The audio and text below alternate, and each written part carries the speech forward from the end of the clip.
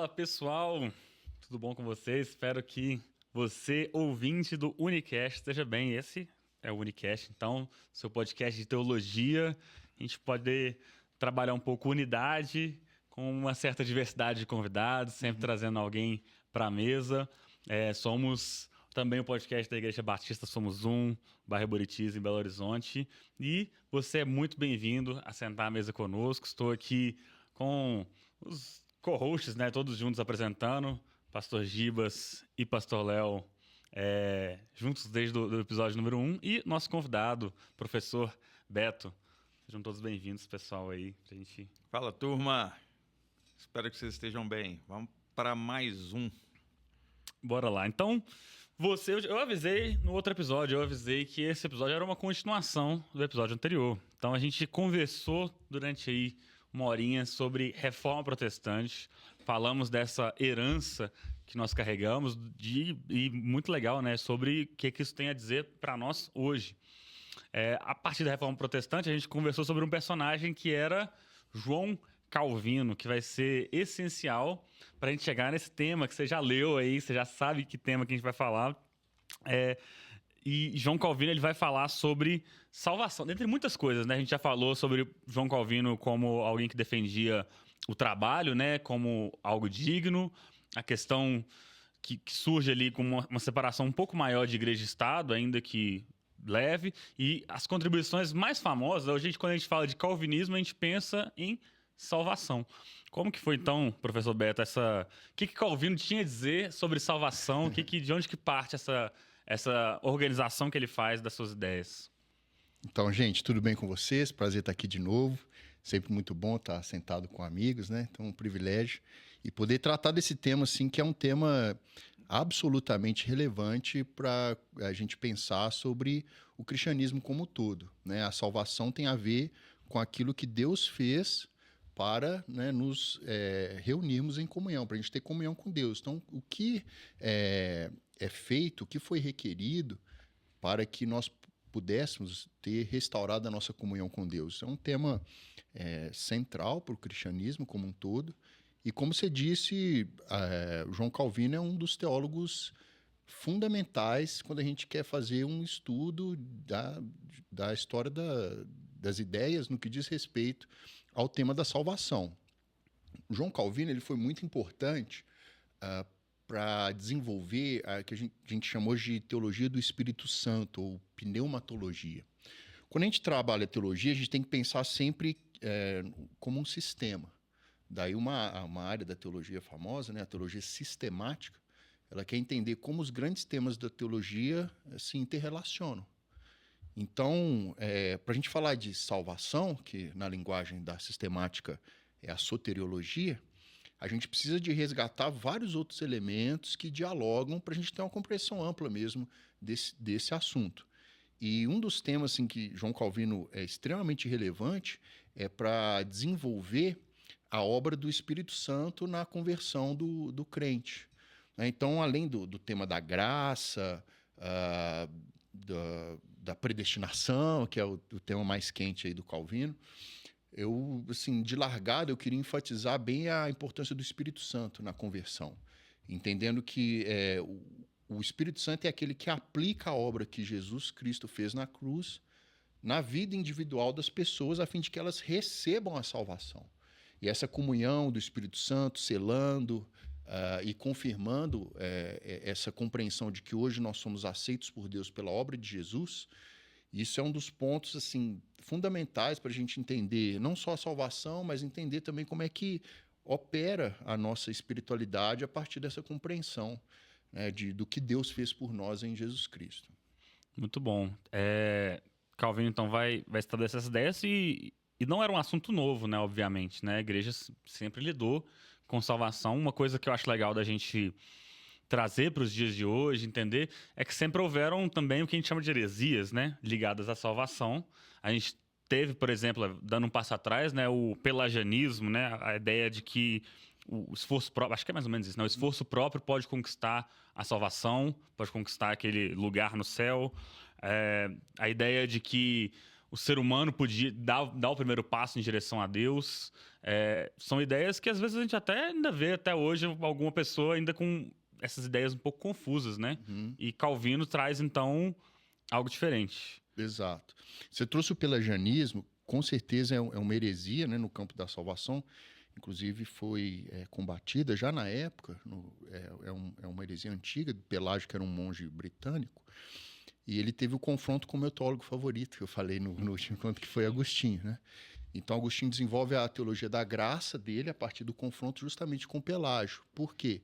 Porque Pelágio, ele entendia que os efeitos do pecado de Adão e Eva, eles não afetavam os seus descendentes. Ou seja, nós nascemos neutros, sem pecado, e nós somos livres para fazer as nossas escolhas. Aí aquela ideia de livre-arbítrio puro e absoluto, que tanto cientificamente, neurologicamente, teologicamente, psicologicamente, hoje em dia é absolutamente questionado. Essa ideia de que nós somos absolutamente livres para escolher as coisas. A gente sabe que existem vários fatores que influenciam as nossas decisões, né?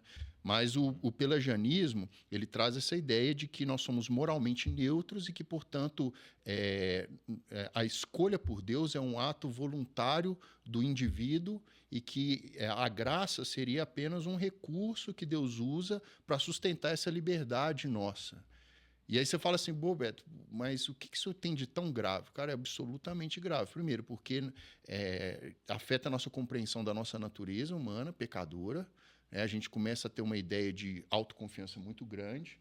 O pelagianismo implica um pouquinho isso. E também a ideia de que nós não somos absolutamente dependentes da graça de Deus. Então fica parecendo que há um elemento de mérito humano na salvação. Isso influencia, inclusive, na nossa postura de orgulho mesmo, né? Aquela ideia assim, não, eu sou salvo porque eu escolhi a Deus. E isso atrapalha demais assim, a espiritualidade. Inclusive, até aproveitando para puxar os pastores para a conversa, como que essa compreensão de salvação afeta a vida do cristão comum, né? Eu reformulando a pergunta aí para vocês poderem pensar um pouco. O grande problema prático do dia a dia da pessoa que ela acha que ela pode alcançar a salvação com seus méritos, ou da diferenciação entre aquele que entende-se como eleito e daquele que acha que as suas escolhas estão o direcionando para um caminho de salvação. O que vocês percebem, talvez, no dia a dia aí com as ovelhas? Eu percebo que é mais comum do que a gente imagina as pessoas acharem que tem alguma contribuição, né, na salvação. E eu acho que o Beto foi muito feliz quando ele disse que isso tem tudo a ver com a maneira de como nós vivemos como cristãos. Se eu acho que eu pude crer, que foi mérito meu, que eu fui à igreja voluntariamente, e é claro que a gente brinca, né? Foi o Espírito Santo que te trouxe. Claro que é o Espírito Santo que levou a pessoa, mas a pessoa foi com as próprias pernas. Mas a gente pode cair sim num pecado de orgulho de achar que a gente tem algum mérito. E por isso o pelagianismo é tão nocivo, mas está tão impregnado em muito mais gente, né? E nós na escola somos que é a nossa escola de membresia, que a gente, para se tornar membro da nossa igreja, é necessário que a pessoa faça a escola Somos a gente gasta bastante tempo para falar sobre isso, né? Sobre você não ter mérito, sobre você entender que nós somos salvos pela graça, mediante a fé, e isso não vem de nós, é dom de Deus, é uma obra pura e exclusiva de Deus. A Bíblia é clara em dizer que nós estamos mortos espiritualmente, estamos separados de Deus, e a gente até brinca, né? Morto não tem vontade, morto não faz nada. E é o Espírito Santo, e aí legal o Beto começar a discussão falando dessa teologia do Espírito Santo que Calvino, que é cara para Calvino, né? É o Espírito Santo que nos vivifica, é o Espírito Santo que nos move. Claro, usa diversas situações para que a gente se desperte, mas isso é uma obra exclusiva de Deus através do Espírito Santo e do nosso Senhor Jesus Cristo. Eu acho que o ponto é exatamente esse que ambos colocaram, né? A questão do orgulho. Na verdade, a gente quer ter mérito. A gente quer merecer. E é para nós muito difícil engolir que a obra é 100% de Deus. Porque Sai do controle, né? sai do controle. Essa meritocracia é muito nata nossa. Né? E a gente estava no último podcast discutindo sobre a reforma, né? E citamos ali os 5 solas. E dentre eles, por exemplo, nós temos somente a graça, né? Que é um retorno a esse entendimento que a salvação é pela graça. O Giba citou o texto, né? Somos salvos pela graça. Isso não vem de vós, é dom de Deus. E a gente esbarra também num outro sola, que é o somente a Deus a glória. Então, se eu participo do processo da salvação, ainda que seja 1%, a glória não é somente de Deus. A glória é também minha. Então, e aí entra outro ponto que complica, que eu sei que nós vamos citar posteriormente, mas já dando uma pincelada, na questão da garantia da minha salvação. Que aí a turma também entra, eu falo, né?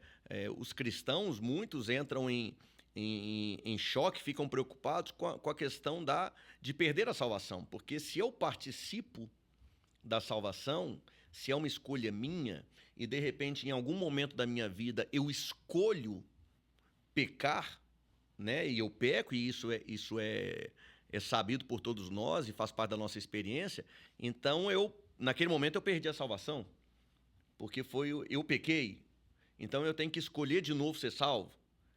E aí, se eu peco de novo, então eu escolhi rejeitar a salvação novamente, e a gente entra num loop muito louco, né, que gera uma insegurança.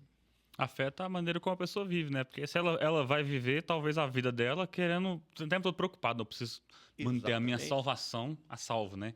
Garantido. Que por outro lado também, né, o salvo, aquele que crê em Cristo, crê na salvação pela graça e crê que essa obra é de Deus, ele não se torna também um relaxado, como alguns pontuam, pelo fato de crermos que não perderemos a salvação, então também não tem que fazer nada. Não, pelo contrário.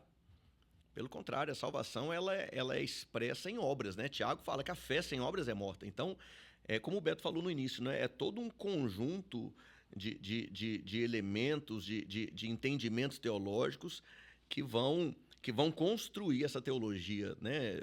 Que a gente chama de teologia calvinista. A gente nem... Hoje em dia a gente tenta evitar, às vezes, os rótulos, né? Mas, querendo ou não, mas também não faz mal citar que é uma teologia, né? Que Calvino ali trouxe e se evidenciou muito através da vida e obra de Calvino, mas que é extremamente importante nós compreendermos esta salvação que é mediante a obra do Espírito Santo. Ele nos convence do pecado, e se não fosse por ele, não seríamos despertados, né? Estávamos mortos em nossos delitos e pecados.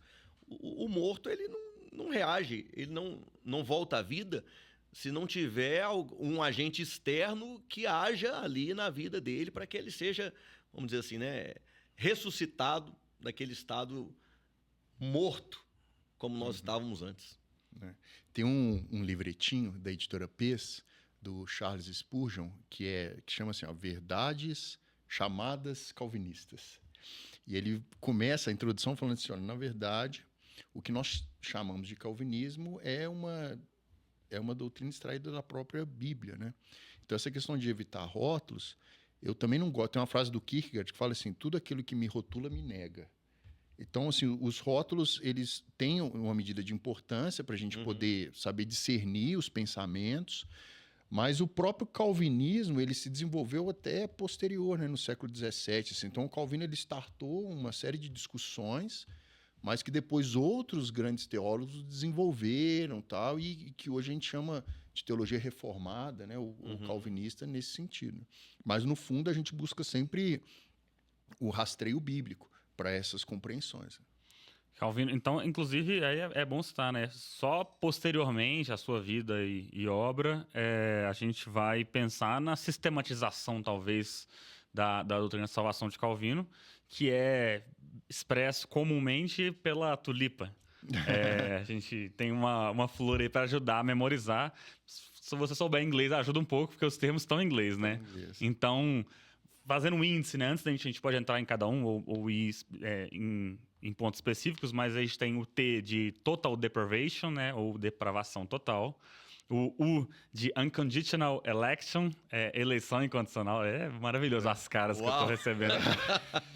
T, U, L de Limited Expiation, expiação limitada. Eu tô falando em inglês porque me ajuda a memorizar. Eu só lembro quando eu lembro do termo em inglês. O I de Irresistible Grace, graça irresistível. E o P de Perseverança dos Santos. Já não lembro como é que fala perseverança em inglês. Perseverance of the Saints. Então, a gente tem... Tá no inglês aqui. My A gente English. tem esses 5 pontos. De novo, falei inglês pra você memorizar. Se você for bom de inglês, de memória e souber inglês, te ajuda aí. Eu não esqueci mais.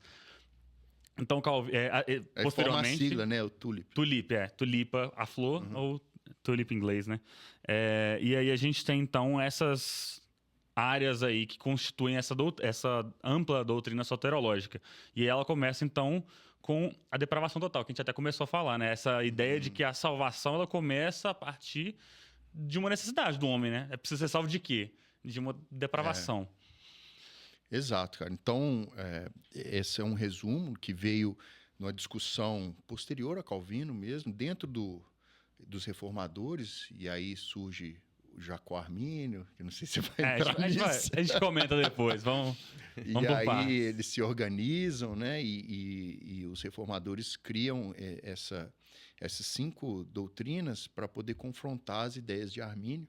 E aí com isso estabelece o que se chama de TULIP, que são esses 5 pontos. E a total depravity, Depravação a total. depravação total, que é o T, traz bastante essa ideia, que vocês já falaram, assim, que é a compreensão de que nós estamos mortos em nossos delitos e pecados e que, portanto, um morto ele não tem capacidade de escolher a Deus. Então, nós estamos mortos espiritualmente. Agostinho falava que nós agimos de acordo com a nossa natureza. E se nós somos pecadores, nós somos livres para pecar. É a expressão que ele usava. Então, nós temos liberdade ou livre agência? Temos, mas nós temos liberdade para viver de acordo com a nossa natureza. E se nós somos pecadores, o que nós fazemos por excelência é pecar. Então, um pecador, Paulo vai dizer, né, não há um justo sequer, todos se afastaram, todos se fizeram nulos. Então, essa ideia tem que ficar bem clara, porque isso compreende a gravidade que é o pecado original, que nós somos herdeiros. Então, o pecado original, ele tem Por que é depravação total? Não é porque nós somos depravados num nível pior do que a gente poderia ser. Ela é total no sentido de influenciar todas as áreas da nossa vida. Então, não é que você é a pior pessoa que você poderia ser, mas é que você é pecador em todas as áreas. Isso afetou toda a dimensão da sua vida. A gente fala dos efeitos noéticos, que é os efeitos cognitivos. Então, o pecado, ele literalmente emburrece as pessoas, né? Então, atrapalha a nossa compreensão do mundo, a nossa racionalidade. O pecado atrapalha todas as nossas relações, a relação com o próprio Deus, com as pessoas, conosco, com o mundo. Então, nesse sentido, nós somos gravemente pecadores. As nossas escolhas, né, Beto?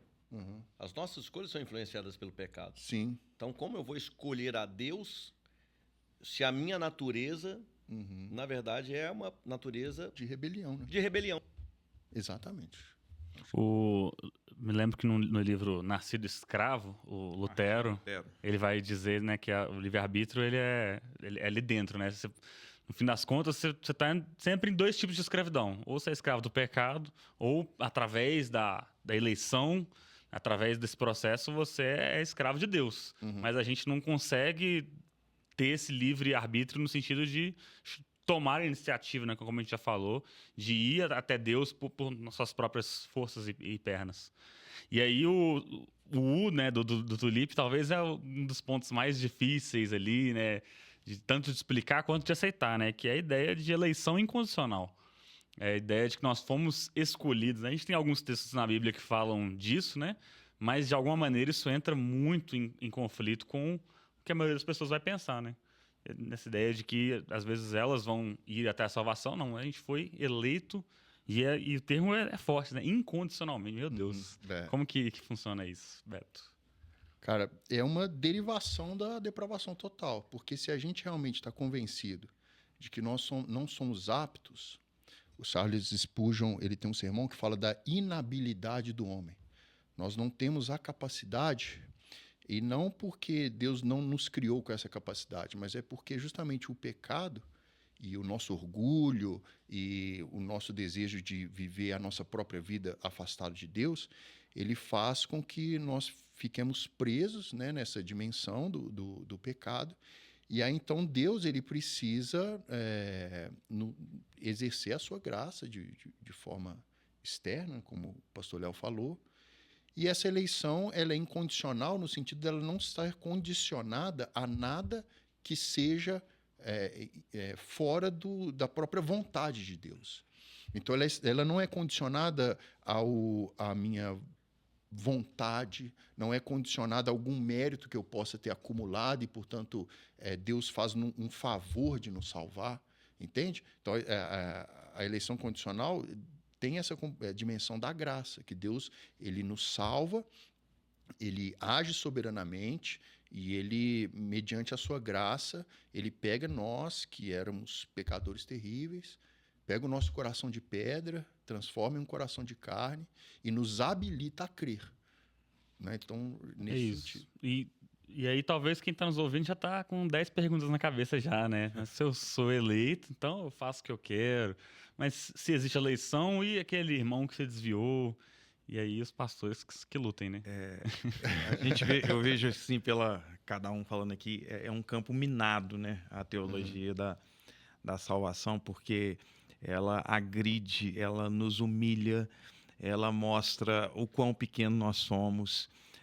Se nós realmente tivéssemos noção do que o pecado fez com o homem, como ele destruiu a nossa cognição, algumas limitações físicas e tantas outras coisas por conta do pecado, mas principalmente a incapacidade de irmos até Deus, a não ser que Ele graciosa e soberanamente venha até nós. Então, assim, Deus, na sua soberania, Ele elegeu algumas pessoas, e aqui eu abro um parêntese, não por presciência, não por saber que lá no ano 2025... Isso já está sendo calvinista, que é o contrário do que dizem os arminianos, né? Que talvez, pelo que eu sei, Deus elege na presciência, sabendo quem vai crer. Não, ele simplesmente escolheu pessoas exatamente pelo que foi dito, pela nossa incapacidade de irmos até Ele. Né? Então, Ele, na sua soberania, na sua graça, nos amou e nos escolhe para estar com Ele. E isso, e aí sempre vem, né, aquelas perguntas, mas por que o que isso tem a ver comigo? Por que eu preciso saber isso? Você entender isso muda a sua maneira de viver o cristianismo. Você vive com mais gratidão, o cristianismo se torna mais leve. Eu me recordo que quando eu me converti, principalmente, né, há muitos anos atrás, a minha esposa tinha um tempo de caminhada, mas talvez não tanto acesso à teologia, nós começamos a estudar e nós percebemos, nós temos o irmão dela, né, pastor Reinaldo, meu cunhado precioso para nós, né, um homem de Deus, pastor presbiteriano, e a gente sabe que os presbiterianos, eles são... Eles defendem essa bandeira, né, do calvinismo, talvez mais do que outras denominações, e a gente via que ele vivia um cristianismo leve, sempre confiando em algo que é muito importante, que é a soberania de Deus. Deus é soberano. E a gente foi vendo aquilo, ele sempre, diante de situações, de lutas, ele orava, mas ele sempre, Deus é soberano. E aí, quando a gente começa a entender isso, que Deus, na sua soberania, nos salvou, a gente começa a ser mais grato, mais humilde, de não ter mérito nenhum. Aí a gente vai entender que a gente não perde salvação, que é um negócio que deixa a turma louca. Né? Pastor Léo falou aqui, não quer dizer que eu não perco, irmãos. Crente não perde a salvação. E aí você começa, claro, você vai lutar contra o pecado, claro, você... É o P do Tulipe, né? A perseverança. Exatamente, vai ter a responsabilidade humana, você é responsável por esse processo de caminhada com Cristo. Óbvio, não estou dizendo que é. Então vou viver desregradamente. Então você não é salvo. Exato. Né? Mas você começa a realmente assim. Eu posso confessar meus pecados diante de um Jesus que me limpa com o seu sangue, mas eu posso caminhar de maneira leve, né? Porque eu não conquistei a salvação para mim. Se eu tivesse conquistado, irmão, eu ia perder. Eu me conheço. Eu ia perder. Mas quem me deu, me garante. Aquele que começou a boa obra, ele há de terminar em nós. Então, assim, isso é vida. É vida, irmãos, você conhecer essas verdades da salvação pela graça. Eu acho que você tocou num ponto muito legal, Gibas, que é a humilhação, né? Quando nós somos salvos, eleitos, né, por Deus e de forma incondicional, isso nos humilha, né? Porque a gente quer merecer e aí a gente entende que a gente não merece e nada do que a gente faça nos faz merecer, mas Deus, por sua graça, nos elegeu e nos salvou. E um texto eu quero ler, Romanos 11, 33, fala assim, né? Ó profundidade da riqueza, ó profundidade da riqueza, da sabedoria e do conhecimento de Deus. Quão insondáveis são os seus juízos e inescrutáveis os seus caminhos. Quem conheceu a mente do Senhor? Ou quem foi seu conselheiro? Quem primeiro lhe deu para que ele o recompense? Pois dele, por ele e para ele são todas as coisas, a ele seja a glória para sempre. Amém. Amém. Quem conheceu a mente de Deus? Mas Deus elegeu as pessoas baseado em quê? Quem foi o seu conselheiro? Quem somos nós para perguntarmos a Deus os porquês? Ou para questionarmos? E claro, esse entendimento ele é muito desafiador, porque a gente, nós somos muito justos, né? E a gente, na nossa justiça, nós classificamos as pessoas como mais dignas e menos dignas da salvação. Na nossa justiça. Na nossa justiça, que é demais. E aí a gente fica perplexos quando a gente chega diante de uma doutrina como essa e Deus fala assim, não é do jeito que você pensa, é do jeito que eu penso. E aí Paulo, escrevendo aos Romanos, ele traz esse que eu entendo como um consolo, né? Mas é um tapa na cara, né? Falando, olha, quem é você para querer conhecer a Deus, os seus propósitos, o seu entendimento? Quem é você? Tem a ver com o que a gente estava falando já no episódio anterior, né? Essa necessidade de controle, né? Essa vontade que a gente tem de eu preciso saber todos os motivos, entender tudo. Exato. E isso nos humilha, porque eu não compreendo. Tira o nosso controle. Eu não compreendo. Por que Deus, então, elegeu um e não outro? Eu não faço a menor ideia. Ele é soberano. Sabe um ponto importante aqui, que é necessário a gente entender? Quando a gente fala de salvação, a gente não pode pensar na categoria da justiça, cara. Porque justiça envolve mérito. Então, o que é a justiça? Vamos pegar o conceito clássico de Aristóteles, é dar a cada um o que lhe é seu por direito. Então, dar a cada um o que lhe é devido. E a salvação é graça. Então, se Deus quiser ser justo com todos, ele condena todo mundo. Sim. Por isso que nós somos justificados em Cristo. Exato. Porque, na verdade, o justo morreu pelos pecadores. Então, a justiça nunca estará em nós. Nunca será mérito nosso. O mérito é de Cristo. Né? Então, somos justificados em Cristo. Agora, por que Deus, né, ele estende essa justiça de Cristo a alguns e não a outros? E aí, a ideia da graça. Não, então é justamente a ideia da graça. A graça é um favor imerecido. Num certo sentido, é o oposto da justiça, porque a justiça é você dar aquilo que a pessoa merece. A graça é você dar aquilo que ela não merece. Então, a salvação, ela não é... Não, repete isso aí. A justiça e a graça, eu achei... A justiça é dar a cada um o que a pessoa merece, né? E a graça é justamente dar o que ela não merece. Uau. E o que acontece demais na cabeça dos crentes? Eles acham que Deus ele é obrigado a ofertar salvação. E Deus não é obrigado a ofertar salvação. A oferta de salvação é uma graça que Deus dá. E Deus poderia dar essa graça a todos, e aí seria uma heresia também que o universalismo defende, e ele, pelo beneplácito da sua vontade, para citar Efésios, ele escolhe manifestar não só a sua graça, salvando alguns, mas também manifestar a sua justiça, condenando o pecado em alguns. Aí, eu acho que nesse ponto, Léo, a gente chega no texto. Cara, mas e aí?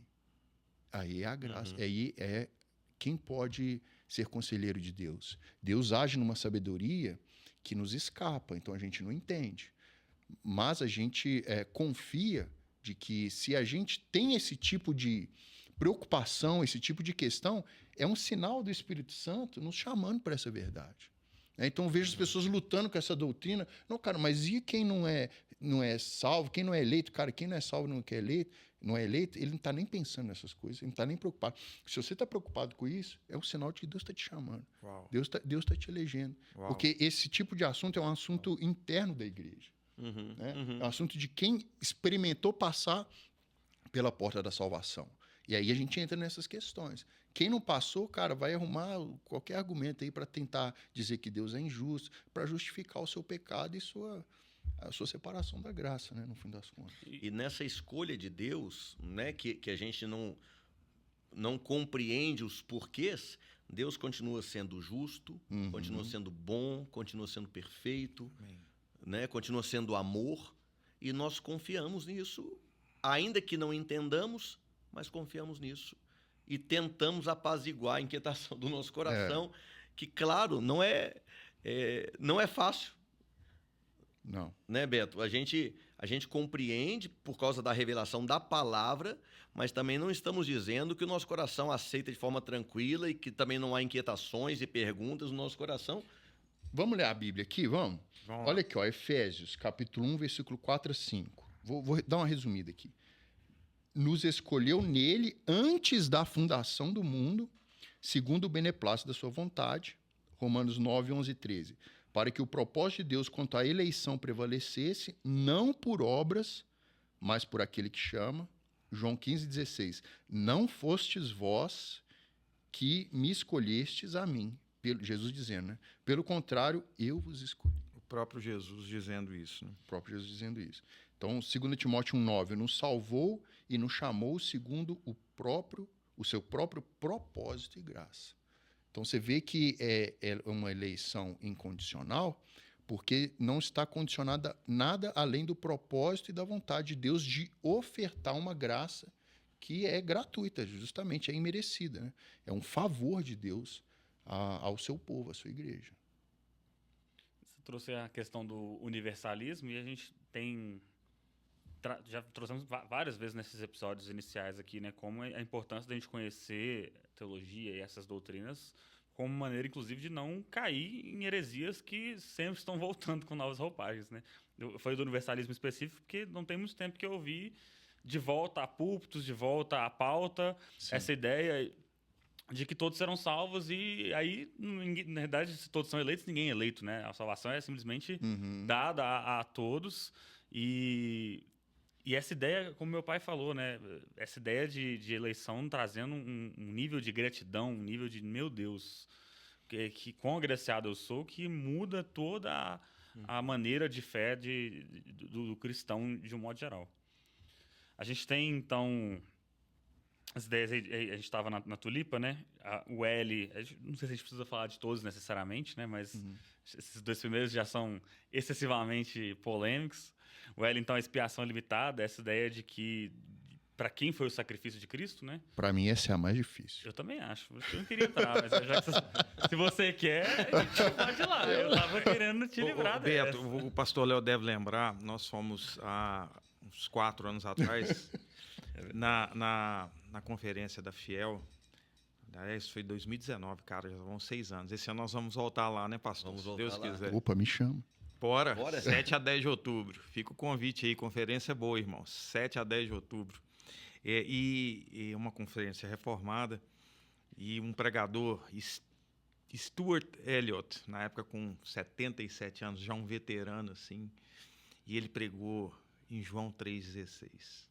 Porque Deus Que é o amou texto o mundo de tal maneira polêmico nessa hora. que deu seu único Filho unigênito, para que todo aquele que nele crê não pereça, mas tenha vida eterna. E esse texto, ele é tido como, ele refuta para muitos que Deus... porque o que é expiação limitada? Deus morreu por todos ou morreu só pelos eleitos? Me corrija depois se... É o que tá em xeque aí. E ele pregou nesse texto. E o que o texto diz? O texto diz o que ele está dizendo. Mas, assim, a gente até brincou, acho que ele nunca mais volta aqui, né?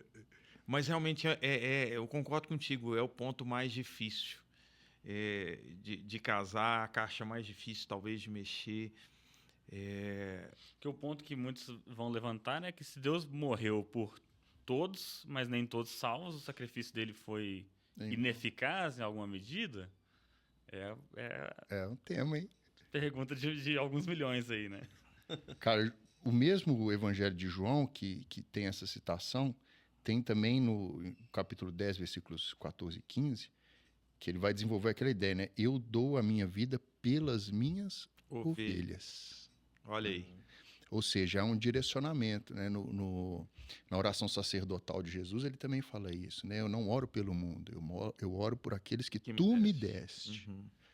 Então, nesse sentido, quando a gente defende a ideia da expiação limitada, na verdade, o termo limitada parece que você está reduzindo a obra de Jesus, mas, pelo contrário, você está mostrando que ela é absolutamente suficiente, porque nenhuma gota de sangue de Jesus foi derramada em vão.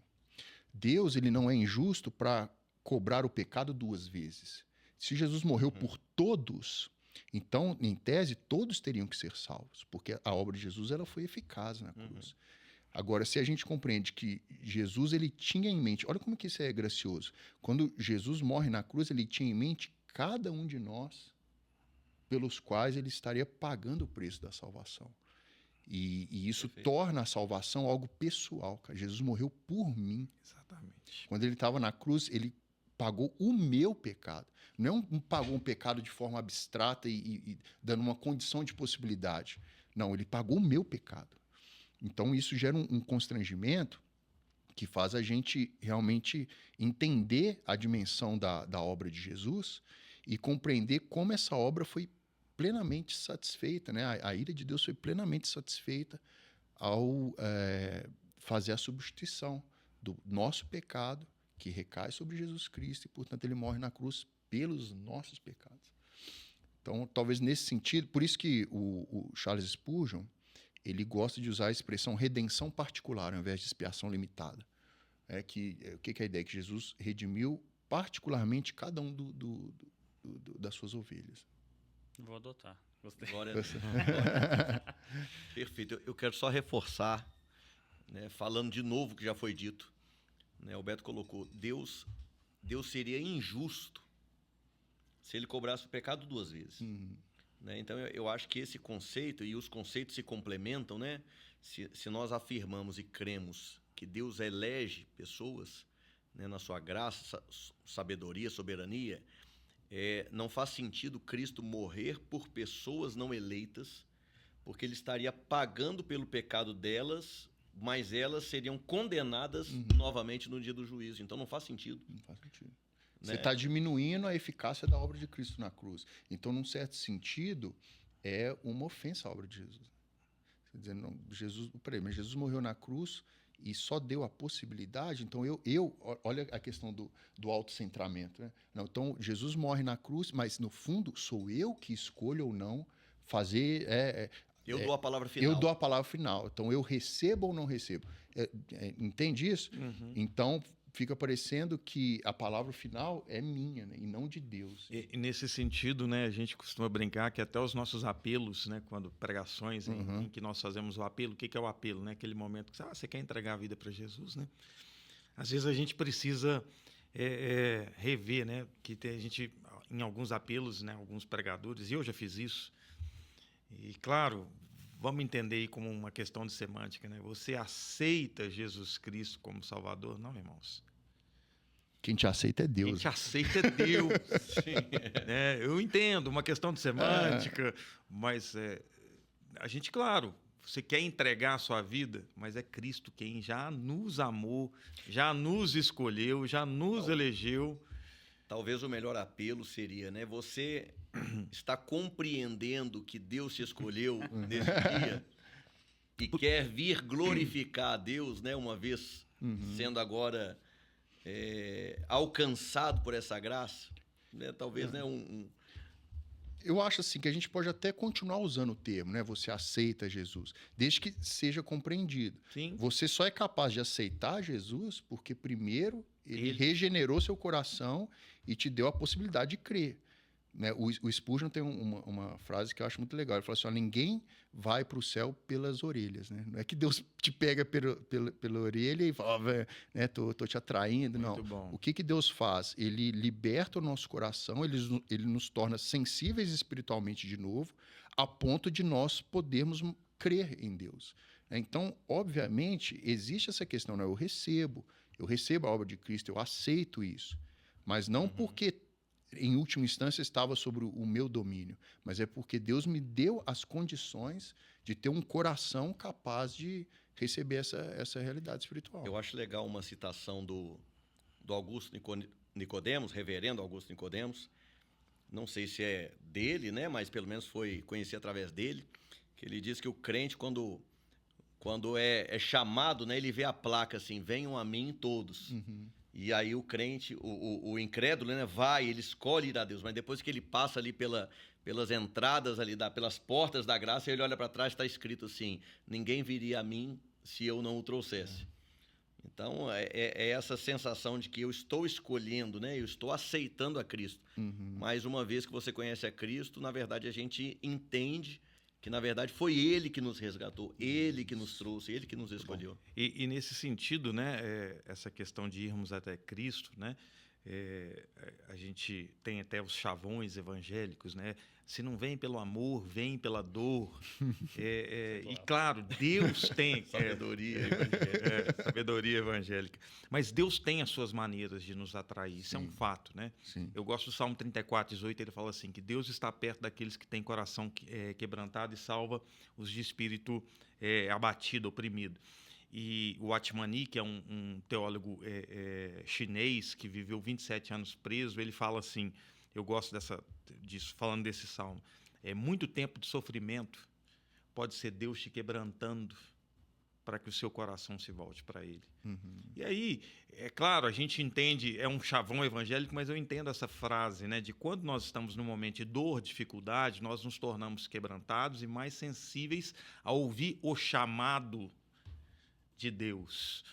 Então, assim, é o Deus que leva Israel para o deserto. Eu te atraí para o deserto com cordas de amor, para te falar de amor, e ali ele atrai e quebranta a nação que ele escolheu. E muitos de nós vamos ter essa experiência. Nós chegamos até Cristo como? Porque Deus, na sua infinita graça, nos atraiu para Ele e muitas vezes em momentos de dor, de luta, porque o contrário também é verdade. O que Jesus fala? É muito difícil de um rico entrar no reino de Deus, é mais fácil o camelo passar ali no buraco da agulha. Por quê? Por que é quase impossível? É impossível, né? Porque o rico ele tem tudo. Dois amigos diferentes meus foram à Europa e eles ouviram a mesma frase de um europeu: nós não precisamos de Cristo aqui, a gente tem tudo. Então, Deus precisa, às vezes, agir na nossa vida, quebrantar o nosso coração, abrir os nossos olhos espirituais para entregarmos a vida para aquele que já soberanamente nos chamou. E não porque eu tive algum mérito. Né? Jesus fala com Paulo ali, né? Dura coisa é recalcitrares contra os aguilhões, né? Ou seja... Maravilhoso. É difícil... Para de resistir. Então, eu creio que Deus nos conduz, né? Deus nos conduz... Às vezes atrai com cordas de amor, né? Como dizem as canções e as sabedorias evangélicas, que é uma verdade, mas também às vezes atrai com Dor, sofrimento. com dor e sofrimento. E aí a gente vai, inclusive, já podemos caminhar pro ídolo do livro, que é a graça irresistível, né?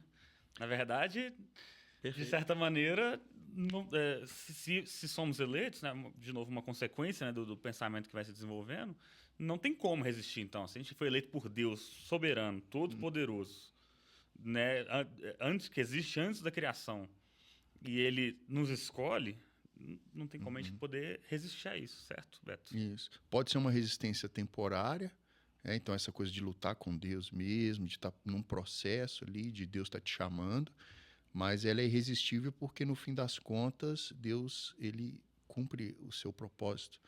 E ela é irresistível, como eu disse, né? Não no sentido de te obrigar a, mas no sentido de habilitar a contemplar a beleza e a perfeição absoluta que é Deus. Então, quando Deus ele transforma o nosso coração, ele abre os nossos olhos, ele tira as escamas dos olhos, ele nos dá sensibilidade espiritual, é natural a gente se voltar para esse Deus que nos chama, essa beleza, essa doçura pela qual Deus nos chama, esse amor inefável pelo qual Deus nos chama, ele é irresistível no sentido de nos atrair de modo maravilhoso. Então, Aí há quem diga que se é irresistível, então não precisamos evangelizar, é só deixar correr. boa, hein? Essa é uma excelente questão, né? Porque Eu que coloquei a questão. Deixa antes da gente ir para essa, eu amo a graça irresistível, porque eu me converti com 37 anos de idade. E foi irresistível, cara. Foi num quarto de hospital, num momento de dor, de angústia, diante de um diagnóstico de uma síndrome de Down, minha filha diagnosticada somente no nascimento. Eu entendi e eu vi que Deus... Eu comecei... É como se as escamas realmente caíssem dos olhos. Eu olhei para trás e eu vi que Deus já vinha me chamando, mas eu estava resistindo. E não tem como resistir à graça de Deus. Eu me lembrei aqui de Manassés. A Bíblia diz que ele foi o pior rei de Israel. Um cara que sacrificou filhos a ídolos. 2 Crônicas 33 vai contar a história dele.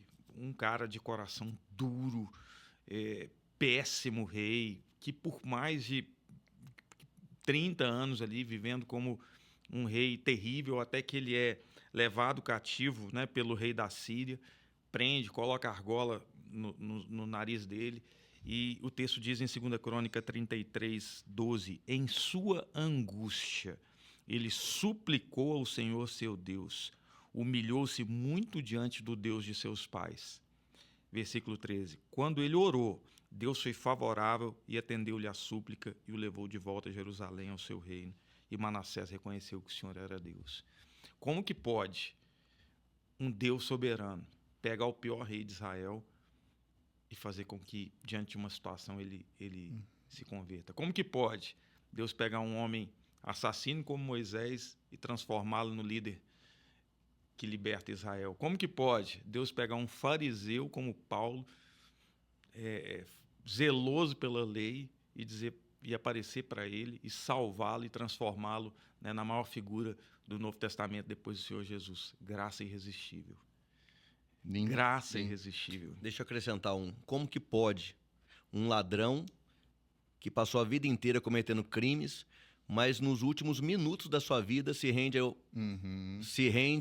a um dito criminoso, mas que ele reconhece que é o Cristo, e ali no último momento da vida ele se rende a Cristo e é salvo. E se a gente aprofundar nisso, como que pode Deus pegar cada um de nós aqui nessa mesa, cada um que está nos ouvindo, nos vendo, e transformar em filhos de Deus, em pessoas que estão em processo de santificação? Então, a graça irresistível, ela fala da nossa história, né? Sim, isso. Porque na medida que a gente reconhece que realmente somos pecadores e somos indignos, e somos mesmo, a gente entende que Deus te pegou, cara, e se não fosse a graça dele, você estava perdido. Roberto, eu gosto muito, a gente tem uma conversa de batismo com as pessoas na nossa igreja, aqueles que vão se batizar, né? E uma frase que eu amo ouvir é quando aqueles irmãos ali na nossa conversa, sem entender o batismo, muitos viram pra gente e falam assim, mas eu não sei se eu sou digno. Meu irmão falou assim, eu vou te batizar agora. Porque quem de nós é digno, Beto? Quem de nós, pastor Léo? Agora que você falou isso, Quem agora de você tá nós? passando. Agora você, quem de nós? você começou a entender Quando a coisa. pessoa fala para mim, eu não sei se eu sou digno, eu também não sei se eu sou digno. É graça. Mas o ponto que o pastor levantou é bem legal, né? Porque é uma aparente contradição, às vezes, que as pessoas enxergam entre essa ideia, não só da graça irresistível, mas de toda a ideia de eleição com missão, que inclusive será tema de próximos episódios aí. Porque se Deus vai eleger de todo jeito, vai fazer de todo jeito, vai atrair, vai ser irresistível, por que eu vou então sair na rua? Por que eu vou comentar com amigos? Só que a gente sabe que uma coisa é uma coisa, outra coisa é outra coisa, né? O mandamento para missionário, que aparece todo, de maneira muito clara no Novo Testamento, ele é independente de toda essa área. Vão de e salvação. preguem o evangelho. E é importante entender que Deus ele não predestina só o fim, ele predestina o meio também. Perfeito. Então, que privilégio é nós podermos ser cooperadores, para usar a linguagem de Paulo, Amém. com Deus na obra que ele está fazendo. Então, como ouvirão se não há quem pregue? Então, você prega e justamente confia de que quem faz a obra é Deus. E você está sendo um instrumento, um cooperador dessa obra. Isso eu acho que é a motivação maior que alguém pode ter para anunciar, né? E prega na medida de preocupação certa, né? Nem com aquela responsabilidade, eu preciso pregar e fazer o melhor discurso. Sim. Porque depende do meu discurso, depende do que eu disser a salvação. E nem não pregar, e nem falar, pessoa, não, eu prego sabendo que a obra é de Deus, sabendo que o meu testemunho, né, não só a pregação, a gente não está falando de púlpito necessariamente, né, mas o meu testemunho no meio dos meus colegas de trabalho, no meio de amigos, e aquilo que eu disser para eles será usado de maneira que eu me torne cooperador com Deus. É uma maneira de solucionar isso daí, né? E aí, pra gente não estourar tanto tempo, a gente fecha a tulipa com a perseverança dos santos, né? Que seria também uma outra questão que as pessoas às vezes levantam, né? Se eu sou eleito e até o fim, então eu vivo a minha vida do jeito que eu quiser. Vou chutar o balde. Só que a gente sabe que não é bem assim, né? E é legal, às vezes as pessoas pensam que estão pegando, então não existe eleição, ó, pra você ver. Eu preciso, não. Já estava previsto lá, desde o início, quem sistematizou, né, os seguidores de Calvino ali posteriormente, já colocam desde o marco zero. A salvação, ela tem como premissa a pessoa perseverar. É o fato dela estar ali firme, preocupada, continuando firme e perseverando na fé, certo? Como que a gente casa? Soberania divina com responsabilidade humana. É um tema quente. Eu gosto do... mais uma vez, Spurgeon. A Spurgeon influenciou muito assim, na minha recepção do calvinismo. Eu li os sermões de Spurgeon e o mérito...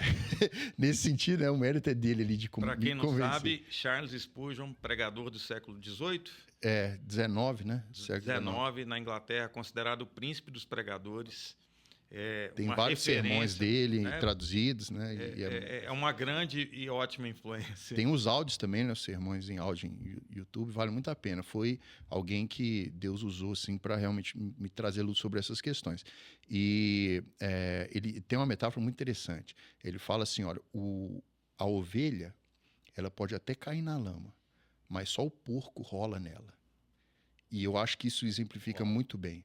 Porque o fato de sermos de Deus, sermos ovelha de Deus, não nos torna imunes a cair no pecado. Só que a ovelha, quando ela cai na lama, ela fica incomodada com aquilo, né? Não é o habitat natural dela. Ela fica incomodada, que ela quer sair dali, ela pode ficar presa em algum momento, mas não é o habitat natural. Diferentemente do porco. O porco na lama é onde ele gosta de estar, né? É onde ele nasceu para estar.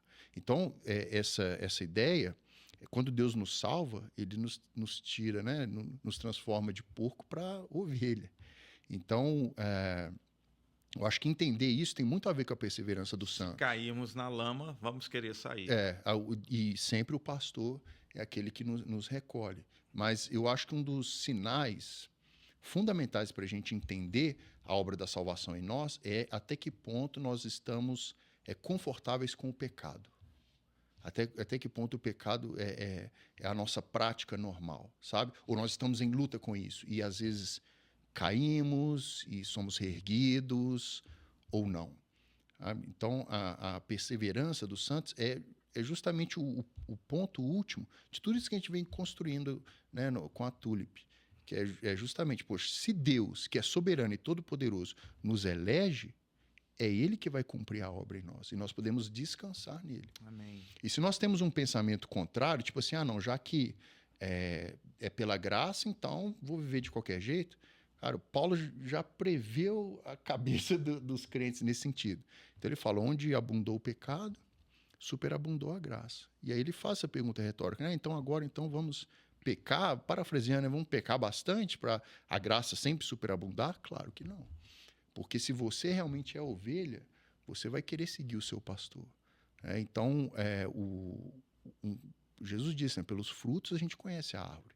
Se o fruto está com problema, cara, olha a qualidade da árvore. Né? Talvez realmente você precise ser reevangelizado e realmente receber a Cristo no sentido pleno do termo. Amém. Bom, se a gente partir para as nossas considerações finais mais uma vez, obrigado desde já, Beto, pela participação. Prazer, Tenho certeza que foi enriquecedor para todos nós aqui. Para a gente fechar, podem já trazer, se tiverem recomendações de livros e considerações finais aí para a gente falar de salvação. Aí, o que seria, talvez, uma pergunta boa para a gente responder, e aí vocês fiquem na liberdade, qual que é a principal importância do cristão entender como que acontece a salvação dele e todos esses conceitos, né? Eu já diria que essa ideia de perseverança final aí, ela acho que equilibra o jogo bem, né? A gente é eleito, mas eu tenho a minha responsabilidade, eu preciso permanecer firme, lutando contra o pecado. E, ao mesmo tempo, que essa disposição de permanecer firme é um sinal de que eu fui eleito, que eu fui alcançado por essa graça irresistível. Eu acho que muda toda a maneira de vivermos. Quem puxa dessa vez aí? Nascido Escravo, de Martinho Lutero. Acho que é uma boa indicação de um livro que fala sobre isso. E eu acho que é fundamental compreender essa teologia da salvação, um tema que é muito caro, né? Como o Beto disse, para nós cristãos, principalmente cristãos protestantes, porque isso determina a sua maneira de viver. Se você crê que você teve algum mérito, se você crê que você pode perder a salvação, e acredite, tem muita gente doente por isso, você vai viver um evangelho como se Deus fosse um cara que, eu pequei, aí Deus vai e risca seu nome no livro da vida. Agora eu fiz uma obra boa, aí Deus vai e escreve seu nome no livro da vida. E aí, como se Deus fosse um velho lá, rabugento, que deixou mandamento só para nos tolir, e aí eu vivo nessa corda bamba. Isso te adoece, irmão, isso te adoece. Agora, se eu creio que Deus me salvou pela sua soberana graça e bondade, e a Bíblia diz que o Espírito, com E maiúsculo, o Espírito Santo, testifica ao nosso Espírito que somos salvos, e eu sei para onde eu vou, sei que a hora que eu fechar o olho aqui, eu vou abrir na eternidade, sei que eu vou ter que lutar contra o pecado, a perseverança dos santos, sei que quando eu pecar, eu vou querer sair da lama, como foi dito aqui, mas eu caminho na certeza que aquele que começou a boa obra vai terminar na minha vida. É um outro evangelho.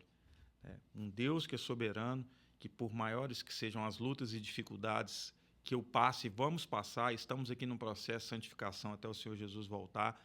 Não somos perfeitos, apenas conhecemos e andamos com o perfeito, mas ter a certeza de um Deus que me comissionou, que me salvou, é outra teologia, é mais leve caminhar com Cristo, né? A gente sabe qual é o nosso fim, porque Ele está conosco. Amém? Amém. Eu quero também agradecer ao Beto, um amigo querido, e pela riqueza, aqui de tudo que foi falado, também pela amizade. Deus nos uniu, nos predestinou Antes da fundação do mundo, para nos encontrarmos. Mas, enfim, louvado seja Deus. Quem diria que eu seria alcançado pela graça? Citamos aqui tantos outros, mas o Beto falou isso. Quem seria eu Quem diria que eu seria alcançado? Quem diria Aquilo que é- você seria escolhido, Você não se alcançado, escolheria, né, pastor? eleito? Jamais. Jamais, Só um jamais. Deus legal. infinitamente bondoso. E aí o jamais me lembrou da canção, né? Jamais falhará.